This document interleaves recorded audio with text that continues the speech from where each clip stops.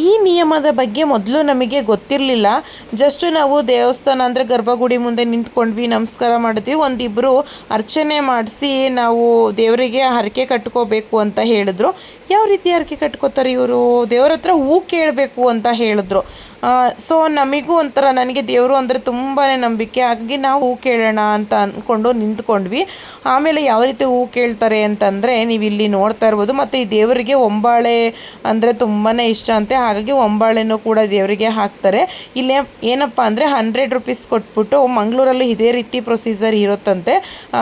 ಒಂದಷ್ಟು ಹೂವನ್ನ ಇಡ್ತಾರೆ ಮತ್ತು ಡ್ರಿಂಕ್ಸ್ನ ಕೊಡ್ತಾರೆ. ನೀವು ಇಲ್ಲಿ ನೋಡ್ತಾ ಇರ್ಬೋದು, ಈ ಡ್ರಿಂಕ್ಸ್ ಮತ್ತು ಎಲೆ ಅಡಿಕೆ ಅಷ್ಟನ್ನು ಕೊಡ್ತಾರೆ.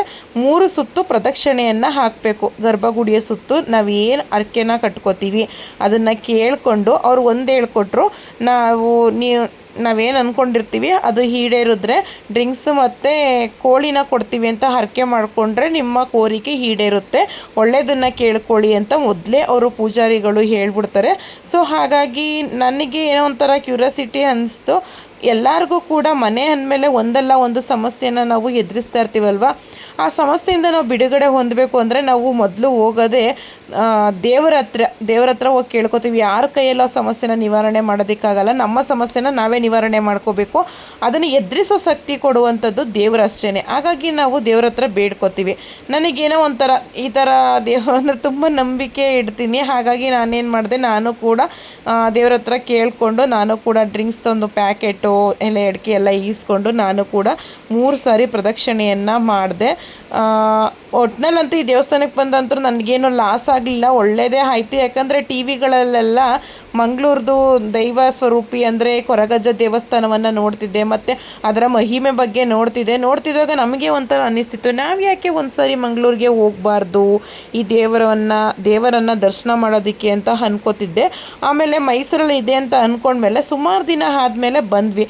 ಸೊ ಮಂಗಳೂರಿಗಂತೂ ಹೋಗೋಕ್ಕಾಗಲ್ಲ, ನಮ್ಮ ಮೈಸೂರಿಗಾದರೂ ಹೋಗಿ ಕೊರಗಜ್ಜ ದೇವಸ್ಥಾನವನ್ನು ಭೇಟಿಯಾಗಿ ಅಂದರೆ ದೇವರಿಗೆ ನಮಸ್ಕಾರ ಮಾಡಿಕೊಂಡು ಬರೋಣ ಅಂದ್ಕೊಂಡು ಈ ದೇವಸ್ಥಾನಕ್ಕೆ ಬಂದ್ವಿ. ಸೊ ನಾನು ಕೂಡ ಈಗ 3 ರೌಂಡ್ ಸುತ್ತಿ ಹೊರಗಡೆ ಒಂದು ತ್ರಿಶೂಲ ಇದೆ, ಅಲ್ಲಿಗೆ ಹಾಕಬೇಕು ಡ್ರಿಂಕ್ಸ್ನ ಅಂತ ಹೇಳಿದ್ರು. ಸೊ ಅವರು ಯಾವ ರೀತಿ ಹೇಳಿದ್ರು ಅದೇ ರೀತಿ ನಾವು ಹಾಕಿದ್ವಿ.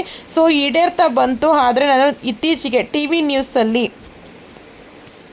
ಕೊರಗಜ್ಜ ದೇವಸ್ಥಾನ ಡೆಮಾಲಿಸ್ ಆಯಿತು, ಮತ್ತು ಅಲ್ಲಿ ದೇವಸ್ಥಾನದಲ್ಲಿ ಕೆಲಸ ಮಾಡ್ತಿದ್ರಲ್ಲ ಕೆಲಸಗಾರರೆಲ್ಲ ಅಳ್ತಾ ಇದ್ರು. ಅದನ್ನು ನೋಡಿ ನನಗೆ ಸಿಕ್ಕಾಪಟ್ಟೆ ಶಾಕ್ ಆಗ್ತು. ಸೊ ನಾನು ಆ ದೇವಸ್ಥಾನಕ್ಕೆ ಹೋಗಿದ್ದು ಬಂದಮೇಲೆ ನನಗೇನೂ ಲಾಸ್ ಆಗಲಿಲ್ಲ. ಸೊ ಚೆನ್ನಾಗೇ ನಡ್ಕೊಂಡು ಹೋಗ್ತಾ ಇದೆ. ಆದರೆ ಯಾಕಪ್ಪ ಹಿಂಗಾಯಿತು, ತುಂಬಾ ಬೇಜಾರಾಯಿತು. ಹಾಗಾಗಿ ನಿಮಗೆ ಇದೊಂದು ಶಾಕಿಂಗ್ ನ್ಯೂಸ್ ಅಂತಲೇ, ನನಗಂತೂ ಶಾಕಿಂಗ್ ನ್ಯೂಸು. ತುಂಬ ಬೇಜಾರಾಯಿತು. ಯಾಕಂದರೆ ನಮ್ಮ ಕೋರಿಕೆ ಈಡೇರಾದ್ಮೇಲೆ ನಾವು ಹರಕೆನ ತೀರ್ಸೋಕ್ಕೆ ಹೋಗಬೇಕು, ಆದರೆ ಹರಕೆ ತೀರ್ಸೋಕ್ಕೆ ಹೋಗ್ಲಿಲ್ವಲ್ಲ ಅನ್ನೋದು ಒಂದು ನನಗೆ ತುಂಬಾ ಬೇಜಾರಾಯಿತು. ಆದರೆ ಆ ದೇವಸ್ಥಾನ ಏನಾಯಿತು ಅನ್ನೋದರ ಬಗ್ಗೆ ಇನ್ನೊಂದು ಸಾರಿ ಡೀಟೇಲಾಗಿ ತಿಳ್ಕೊಬೇಕು ಅಂತ ಅಂದ್ಕೊಂಡಿದ್ದೀನಿ. ಏನಾದರೂ ಡೀಟೇಲಾಗಿ ಗೊತ್ತಾದರೆ ನಾನು ಒಂದು ವಿಡಿಯೋ ಮೂಲಕ ಏನಾಯಿತು ಆ ದೇವಸ್ಥಾನ ಅನ್ನೋದ್ರ ಬಗ್ಗೆ ನಾನು ನಿಮಗೆ ತಿಳಿಸ್ತೀನಿ.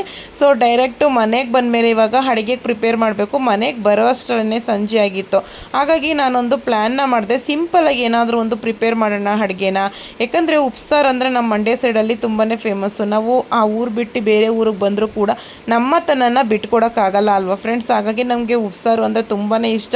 ಹೊರಗಡೆಯಿಂದ ಬಂದ್ವಿ ಅಲ್ವಾ, ಏನೋ ಒಂದು ಸಾಂಬಾರು ತಿನ್ನೋಕ್ಕೆ ಬೇಜಾರಾಗ್ತಿತ್ತು. ಡೈರೆಕ್ಟ್ ಉಪ್ಸಾರು ಮಾಡೋಣ. ಯಾವ ರೀತಿಯಪ್ಪ ಅಂದರೆ ಖಾರ ರುಬ್ಬಲ್ಲ, ಸೆಪ್ರೇಟು. ಅಂದರೆ ಇಲ್ಲಿ ಫ್ರೈ ಮಾಡಿಕೊಂಡು ಅದನ್ನು ರುಬ್ಬಿ ಉಪ್ಸಾರು ಒಳಗಡೆ ಹಾಕೋದು. ಸೊ ತುಂಬಾ ಚೆನ್ನಾಗಿರುತ್ತೆ ಅಂತೇಳಿ ನಾನು ಐಡಿಯಾ ಮಾಡಿದೆ. ನೀವಿಲ್ಲಿ ನೋಡ್ತಾ ಇರ್ಬೋದು, ಒಂದು 2 ಸ್ಪೂನಷ್ಟು ಹಸಿ ಅವರೆಕಾಳು, 5 ರಿಂದ 6 ಒಣಮೆಣಸಿಕಾಯಿ, ಜೀರಿಗೆ, ಮೆಣಸು ಮತ್ತು 2 ಎಸ್ಲು ಬೆಳ್ಳುಳ್ಳಿ ಇಷ್ಟನ್ನು ಹಾಕ್ಕೊಂಡು ನೀಟಾಗಿ ಲೋ ಫ್ಲೇಮಲ್ಲಿ ಫ್ರೈ ಮಾಡ್ಕೋಬೇಕು. ಇದಕ್ಕೆ ಒಂದು ಟೀ ಸ್ಪೂನಷ್ಟು ಎಣ್ಣೆ ಹಾಕ್ಕೊಂಡ್ರೆ ಸೊ ಟೇಸ್ಟ್ ಅಂತೂ ತುಂಬಾ ಚೆನ್ನಾಗಿರುತ್ತೆ. ಇದಕ್ಕೆ ನಾನು ಏನಪ್ಪ ಅಂತಂದರೆ ಸೊಪ್ಪನ್ನ ಕಟ್ ಮಾಡಿ ಇಟ್ಕೊಂಡಿದ್ದೀನಿ. ಸಬ್ಸಿಗೆ ಸೊಪ್ಪು, ಪಾಲಕ್ ಸೊಪ್ಪು ಅದನ್ನು ಕಟ್ ಮಾಡ್ಕೊಂಡಿರುವಂಥ ಹಸಿ ಸೊಪ್ಪು, ನೆಕ್ಸ್ಟು ಕೊತ್ತಂಬರಿ ಸೊಪ್ಪು ಇಷ್ಟನ್ನು ಹಾಕ್ಕೊಂಡಿದ್ರ ಜೊತೆಗೆ ಸ್ಟವ್ ಆಫ್ ಮಾಡಿಕೊಂಡು ಫ್ರೈ ಮಾಡ್ಕೋತಾ ಇದ್ದೀನಿ. ಸೊ ನೀವಿಲ್ಲಿ ನೋಡ್ತಾ ಇರ್ಬೋದು, ತುಂಬ ಡಿಫ್ರೆಂಟಾಗಿದೆ. ಟೇಸ್ಟ್ ಅಂತೂ ಸಕ್ಕತ್ತಾಗಿತ್ತು. ಒಮ್ಮೆ ನೀವು ಟ್ರೈ ಮಾಡಿ ನೀವೇ ಹೇಳ್ತೀರಾ ತುಂಬಾ ಚೆನ್ನಾಗಿತ್ತು ಟೇಸ್ಟ್ ಅಂತ ಹೇಳಿ. ಈಗ ನಾನು ಸಣ್ಣಕ್ಕೆ ಈರುಳ್ಳಿ ಕಟ್ ಮಾಡ್ಕೋತಾ ಇದ್ದೀನಿ. ನೀವಿಲ್ಲಿ ನೋಡ್ತಾ ಇರ್ಬೋದು, ನಾರ್ಮಲಾಗಿ ನಾವು ಉಪ್ಸಾರಿಗೆ ಈರುಳ್ಳಿ ಹಾಕಲ್ಲ, ಆದರೆ ನಾನು ಹೇಗೆ ಮಾಡ್ತೀನಿ ಅಂತ ನೀವು ಈ ವಿಡಿಯೋನ ಸ್ಕಿಪ್ ಮಾಡ್ದೇ ಪೂರ್ತಿ ವಿಡಿಯೋ ನೋಡಿದ್ರೆ ನಿಮಗೆ ಗೊತ್ತಾಗುತ್ತೆ. ಈಗ ನಾನು ಈರುಳ್ಳಿನ ಪೂರ್ತಿ ಎಲ್ಲ ಕಟ್ ಮಾಡ್ಕೊತಾ ಇದ್ದೀನಿ, ನೀವು ಇಲ್ಲಿ ನೋಡ್ತಾ ಇರ್ಬೋದು. ಈಗ ಹೇಗೆ ಮಾಡೋದು ಅಂತ ನೋಡೋಣ. ಈಗ ನಾನು ಫ್ರೈ ಮಾಡ್ಕೊಂಡಿದ್ದೆ ಅಲ್ವಾ, ಹಸಿ ಅವರೆಕಾಳು, ಸೊಪ್ಪುಗಳು, ಬೆಳ್ಳುಳ್ಳಿ, ಜೀರಿಗೆ, ಮೆಣಸು, ಇದಕ್ಕೆ ಸ್ವಲ್ಪ ಹುಣಸೆ ಹಣ್ಣು ಮತ್ತು ಸ್ವಲ್ಪ ರುಚಿಗೆ ತಕ್ಕಷ್ಟು ಉಪ್ಪು, ಇಷ್ಟನ್ನು ಮಿಕ್ಸ್ ಮಾಡಿಕೊಂಡ್ರೆ ಸಾಕು. ನಾನು ಏನು ಉಪ್ಸಾರು ಮಾಡೋದಕ್ಕೆ ರೆಡಿ ಮಾಡ್ಕೊಂಡಿದ್ದೋ ಖಾರ ಟೈಪು, ಅದು ಕೂಡ ಈಗ ರೆಡಿ ಆಯಿತು. ಇದನ್ನು ರುಬ್ಕೊಂಡು ಬರೋದಷ್ಟೇ ಬಾಕಿ. ಸೊ ಇವಾಗ ಇದನ್ನು ನಾವು ರುಬ್ಕೊಂಡು ಬರೋಣ.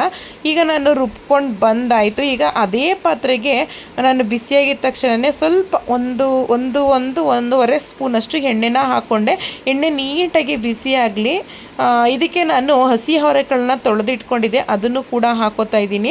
ಇದನ್ನು ನೀಟಾಗಿ ಲೋ ಫ್ಲೇಮಲ್ಲಿ ಇಟ್ಕೊಂಡು ಫ್ರೈ ಮಾಡಿ, ಇಲ್ಲ ಅಂದರೆ ಅದು ಚಿಟಪಟ ಅಂತ ಹಾರಿಬಿಡುತ್ತೆ. ಇದನ್ನು ಫ್ರೈ ಮಾಡಿದ್ರೆ ಅದರಲ್ಲಿ ಇರುವಂತಹ ಶೀತದ ಅಂಶ ಇರುತ್ತಲ್ಲ, ಅದೆಲ್ಲ ಹೊರಟೋಗುತ್ತೆ. ಸೊ ಹಾಗಾಗಿ ನಾವಿವಾಗ ಹಸಿ ಅವರೆಕಾಳು ಮತ್ತು ಕಟ್ ಮಾಡ್ಕೊಂಡಿರುವಂಥ ಈರುಳ್ಳಿ, ನೀವು ಅನ್ಕೋಬೋದು ಈರುಳ್ಳಿ ಹಾಕ್ತಾರಾ ಉಪ್ಸಾರಿಗೆ? ಇದು ಉಪ್ಸಾರು ಅಲ್ಲ, ಸಾಂಬಾರು ಅಲ್ಲ. ಸೊ ತುಂಬಾ ಚೆನ್ನಾಗಿರುತ್ತೆ. ಸೊ ಈಗ ನೀವು ಇಲ್ಲಿ ನೋಡ್ತಾ ಇರ್ಬೋದು, ಎಲ್ಲ ಸ್ವಲ್ಪ ಬೊಬ್ಬಲ್ಸ್ ಥರ ಬರ್ತೈತೆ, ಎಣ್ಣೆ ಕುಡ್ದಿರುತ್ತಲ್ವ.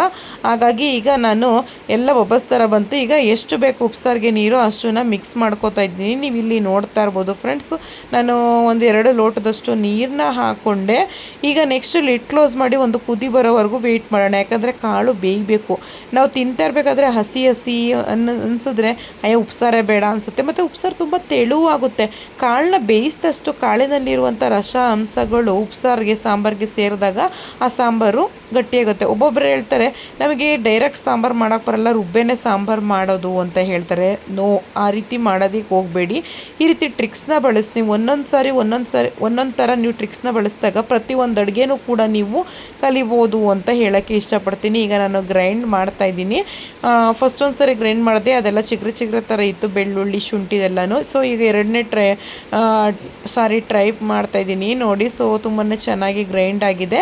ಈಗ ನಾನು ಕಾಳು ಜೊತೆಗೆ ನೀರೆಲ್ಲ ಹಾಕಿ ಕುದಿಯೋದಕ್ಕೆ ಬಿಟ್ಟಿದ್ದೆ ಅಲ್ವಾ, ಅದಕ್ಕೆ ನೀರನ್ನ ಹಾಕ್ತೀನಿ ಮತ್ತು ಸೊಪ್ಪನ್ನು ಕೂಡ ಹಾಕಿದ್ದೆ. ಇದಕ್ಕೆ ರುಚಿಗೆ ತಕ್ಕಷ್ಟು ಉಪ್ಪು. ಇಷ್ಟೇ, ಪರ್ಫೆಕ್ಟು. ಉಪ್ಸಾರು ಅಲ್ಲ, ಸಾಂಬಾರು ಅಲ್ಲ. ಈ ರೀತಿ ಒಂದು ಸಾರಿ ಟ್ರೈ ಮಾಡಿದ್ರೆ ಸಾಕು. ಸೊ ತುಂಬಾ ಚೆನ್ನಾಗಿರುತ್ತೆ. ಒಂದು ಸಾರಿ ಟ್ರೈ ಮಾಡಿ ನೀವೇ ಹೇಳ್ತೀರಾ ಎಷ್ಟು ಅದ್ಭುತವಾಗಿತ್ತು ಅಂದರೆ ಅದ್ಭುತದಲ್ಲಿ ಅದ್ಭುತ ಅಂತಲೇ ಹೇಳ್ಬೋದು. ಸೊ ಫ್ರೆಂಡ್ಸ್, ಈ ಸಣ್ಣ ವಿಡಿಯೋದಲ್ಲಿ ನಾನು ಕೊರಗಜ್ಜ ದೇವಸ್ಥಾನ ಎಲ್ಲಿಗೆ ಹೋಗಿದ್ವಿ, ಕೊರಗಜ್ಜ ದೇವಸ್ಥಾನನ ಭೇಟಿಯಾಗೋದಕ್ಕೆ, ಮತ್ತು ಆ ದೇವಸ್ಥಾನನ ಏನಕ್ಕೆ ಡೆಮಾಲಿಸ್ ಮಾಡಿದ್ರು, ಮತ್ತು ಒಂದು ಸ್ಪೆಷಲ್ ಆದ ಅಡುಗೆಯನ್ನು ಸಹ ನಾನು ಈ ಸಣ್ಣ ವಿಡಿಯೋದಲ್ಲಿ ನಿಮಗೆ ಪರಿಚಯ ಮಾಡಿಸ್ಕೊಟ್ಟಿದ್ದೀನಿ. ಸೊ ನಿಮ್ಗೆ ಇಷ್ಟ ಆಗಿದ್ರೆ ದಯವಿಟ್ಟು ಹೇಗಿತ್ತು ಅಂತ ಕಾಮೆಂಟ್ ಮಾಡಿ, ಲೈಕ್ ಮಾಡೋದಂತೂ ಮರಿಲೇಬೇಡಿ. ಹಾಗೆ ನೀವು ಹೇಗಿತ್ತು ಅಂತ ಕಾಮೆಂಟ್ ಮಾಡಿದ್ರೆ ನಾನು ಇನ್ನೂ ಇಂಪ್ರೂವ್ ಮಾಡ್ಕೊಳ್ಳೋದಕ್ಕೆ ಈಸಿ ಆಗುತ್ತೆ. ಮತ್ತು ಶೇರ್ ಮಾಡಿ ನಿಮ್ಮ ಫ್ರೆಂಡ್ಸ್ಗಳ ಜೊತೆ, ನಿಮಗೂ ಕೂಡ ಹೆಲ್ಪ್ ಆಗ್ಬೋದು ಅನ್ನೋ ಒಂದು ದೃಷ್ಟಿಯಿಂದ ನಾನು ನಿಮಗೆ ಹೇಳ್ತಾ ಇದ್ದೀನಿ. ಫೈನಲಿ ನಾನು ಈ ವಿಡಿಯೋನ ಎಂಡ್ ಮಾಡ್ತಾ ಇದ್ದೀನಿ. ನಂಚ್ಕೊಳ್ಳೋದಕ್ಕೆ ಒಂದು ಸಣ್ಣ ಈರುಳ್ಳಿನೂ ಕೂಡ ಇಟ್ಕೊಂಡಿದ್ದೀನಿ. ಇವಾಗಂತೂ ಈರುಳ್ಳಿ ರೇಟು ಗಗನಕ್ಕೆ ಹೋಗೈತೆ.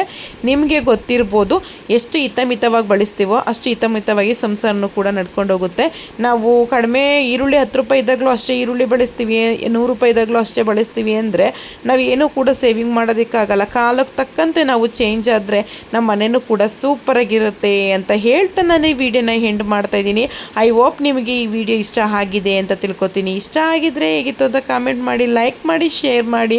ನೆಕ್ಸ್ಟ್ ವಿಡಿಯೋದಲ್ಲಿ ಸಿಗೋಣ. ನೆಕ್ಸ್ಟ್ ವಿಡಿಯೋ ಒಂದು ಅದ್ಭುತವಾದ ವಿಡಿಯೋ ಜೊತೆ ಬರ್ತೀನಿ. ದಯವಿಟ್ಟು ಸ್ಕಿಪ್ ಮಾಡ್ದೇನೆ ನೋಡಿ.